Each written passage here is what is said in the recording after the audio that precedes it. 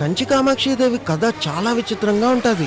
హిమాలయాల్లో ఉండే కాత్యాయుడు అనే ఒక ఋషి శివుడు కఠోరంగా తపస్సు చేసి పార్వతీదేవి తన కూతురి కింద రావాలి అని కోరుకుంటాడు. శివుడు కూడా ఆ వరాన్ని ఇచ్చేయడంతో ధ్యానంలోకి వెళ్లిన కాత్యాయుడికి కొన్నాళ్ళ తర్వాత ఆ పార్వతీదేవి త్రిపుర సుందరి రూపంలో ఒక చిన్న పిల్లలాగా వచ్చి కాత్యాయుడి ఒళ్ళో కూర్చొని ఆడుకుంటూ ఉంటుంది. దాంతో ఆ చిన్న పిల్లని ఎంతో గారాభంగా పెంచి పెద్ద చేయడం మొదలు పెడతాడు. త్రిపుర సుందరికి వివాహం వయసు వచ్చాక ఎన్ని జన్మలెత్తినా సరే పార్వతీదేవికి ఆ శివుడే భర్త కింద రావాలి కాబట్టి పొలి చర్మం, సింహాసనం లాంటి కొన్ని వస్తువుల్ని ఇచ్చి నడుచుకుంటూ వెళ్ళమని చెప్తాడు. ఎక్కడైతే ఆ వస్తువులన్నీ చెట్ల రూపంలోకి మారుతాయో అక్కడ శివుడికి తపస్సు చేయమని చెప్తాడు. అలా బయలుదేరిన త్రిపుర సుందరి కంచి చేరుకునేటప్పటికి అవన్నీ చెట్లు కింద మారిపోతాయి. అక్కడ ఇసుకతో ఒక శివలింగాన్ని చేసి తపస్సు పూర్తి చేసుకున్న త్రిపుర సుందరిని శివుడు వివాహం చేసుకుంటాడు. అలా పార్వతీదేవి త్రిపుర సుందరి కింద పుట్టి కంచిలో కామాక్షి అమ్మవారి కింద వెలిచారు. కంచికి ఆ అయ్యప్ప స్వామి క్షేత్రపాలకుడు కింద ఉంటారు. అందరూ చెప్పండి, జై కామాక్షి దేవికి.